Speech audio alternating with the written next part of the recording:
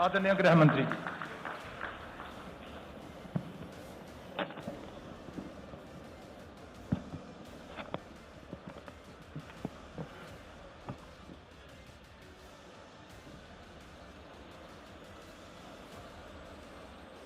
मंच पर उपस्थित भारतीय जनता पार्टी के प्रदेश अध्यक्ष श्रीमान रैना जी, उनके नेतृत्व में बैठे हुए सारे भारतीय जनता पार्टी के वरिष्ठ नेतागण, हमारे चुनाव प्रभारीगण और आज 2024 जम्मू कश्मीर चुनाव के भारतीय जनता पार्टी के संकल्प पत्र के विमोचन के समय उपस्थित सभी पत्रकार, छायाकार, बंधु भगिनीगण, आप सभी का भारतीय जनता पार्टी की इस प्रेस वार्ता में मैं स्वागत करता हूं।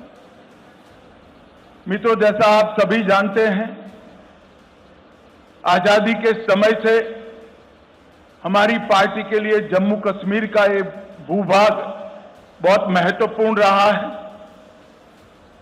और आजादी के समय से ही हमने इस भूभाग को हमेशा भारत के साथ जोड़े रखने के लिए बहुत प्रयास किए।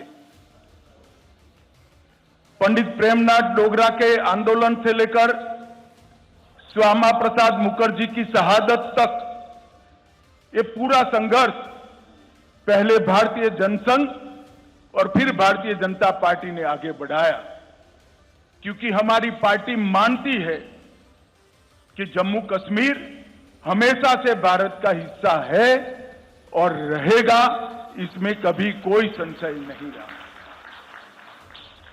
मगर कई साल हो गए, 2014 तक जम्मू कश्मीर पर हमेशा अलगाववाद की परछाई रही, आतंकवाद की परछाई रही।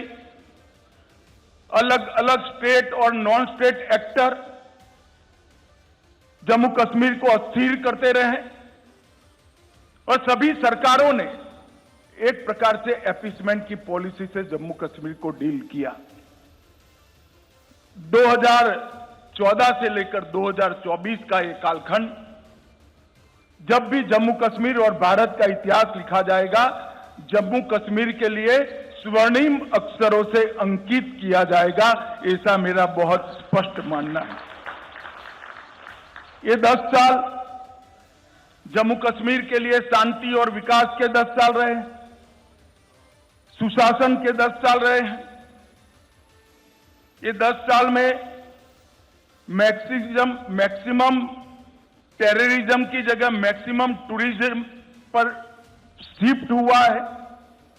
ये 10 साल सुख और समृद्धि का रास्ता प्रशस्त करने वाले रहे हैं और ये 10 साल जम्मू कश्मीर के मूल बासिंदों की संस्कृति को ताकत देने वाले ये 10 साल रहे हैं। एक जमाने में धारा 370 की परछाई में यहां पर अलगाववादियों की मांगे, हुर्रियत जैसे संगठन और हुर्रियत जैसे संगठनों के नतमस्तक होती हुई सरकारें हमने देखी थी। ये 10 साल के अंदर आज धारा 370 और 35A पास्ट बन गया है, वो हमारे संविधान का हिस्सा नहीं है। इसका पूरे भारत और जम्मू कश्मीर की जनता को आनंद है। यहां जो शांति, विकास और सामाजिक न्याय जमीन पर उतरने का काम हुआ है, इसका मूल कारण नरेंद्र मोदी जी का एक ऐतिहासिक फैसला 5 अगस्त 2019 को धारा 370 को समाप्त करने का। बड़ी दुख की बात है, विगत दिनों में एनसी का एजेंडा मैंने पढ़ा है और एनसी के एजेंडे को कांग्रेस का मौन समर्थन भी मैंने देखा है। मगर मैं आज आप सभी पत्रकार भाइयों के माध्यम से पूरे देश को स्पष्ट कर देना चाहता हूं, धारा 370 इतिहास बन चुकी है, वो कभी लौटकर नहीं आने सकती, हम आने भी नहीं। क्योंकि धारा 370 ही वो कड़ी थी जो कश्मीर के अंदर युवाओं को हाथ में हथियार और पत्थर पकड़ाती थी। अलगाववाद की विचारधारा ही युवाओं को विकास की जगह आतंकवाद के रास्ते पर शिफ्ट करती थी। और आज मोदी जी के नेतृत्व में ढेर सारे काम हुए हैं। मित्रों, मैं चुनाव घोषणा पत्र पर आने से पहले कुछ चीजें जरूर कहना चाहता हूं। जम्मू कश्मीर में सबसे बड़ी जरूरियात थी शिक्षा की। लगभग ये 10 साल में 59 कॉलेजों को मान्यता मिली है। 30 कश्मीर डिवीजन में और जम्मू डिवीजन में 29, 16,000 छात्रों की प्रवेश क्षमता जोड़ी गई है। न्यू एजुकेशन पॉलिसी के तहत आओ स्कूल चले अभियान हमने आगे दिखाया है, बढ़ाया है। 45 अटल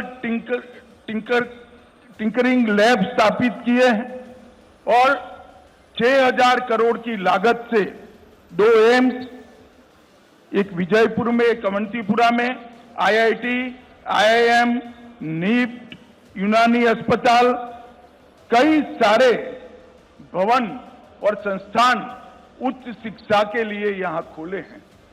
70 साल तक देखा जाता था कि जम्मू कश्मीर के बच्चे यहां पढ़ाई लिखाई नहीं हो सकती थी, यहां से देश भर में पढ़ने जाते थे।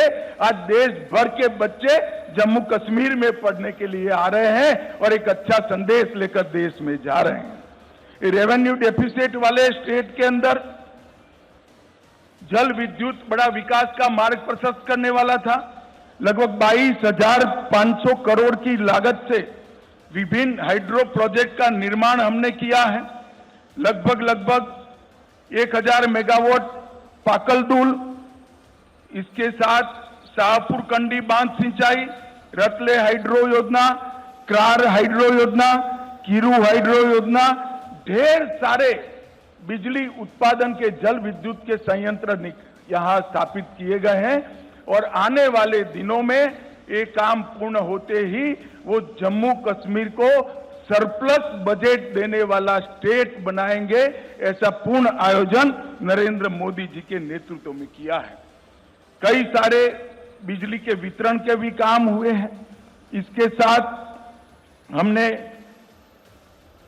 शांति के मोर्चे पर भी ढेर सारा काम किया है, उस पर मैं बाद में आऊंगा। पहले सामाजिक सद्भाव और समरसता पर भी बात रखना चाहता हूं। धारा 370 के कारण यहां रिजर्वेशन संभव नहीं हो पाता था, महिलाओं को अन्याय होता था, दलित भाइयों को अन्याय होता था, ट्राइबल्स को अन्याय होता था। भारतीय जनता पार्टी की नरेंद्र मोदी सरकार ने यहां आरक्षण को जमीन पर उतारने का काम किया है। आज SC वर्ग का भी आरक्षण हुआ है। आर्थिक रूप से कमजोर वर्ग का 10% आरक्षण हुआ है। OBC का आरक्षण बढ़ाया गया है। गुर्जर, बकरवाल और पहाड़ियों को सालों से जो आरक्षण नहीं मिलता था, उसको आरक्षण देने की शुरुआत नरेंद्र मोदी जी के नेतृत्व में हुई है। हमने NC का एजेंडा देखा है। उन्होंने कहा है कि हम इस पर पुनः विचार करेंगे। मैं श्री उमर अब्दुल्ला को बताना चाहता हूं, उमर साहब, चुनाव का नतीजा जो आए वो आए, हम गुर्जर, बकरवाल और पहाड़ी के आरक्षण को आपको छूने नहीं देंगे।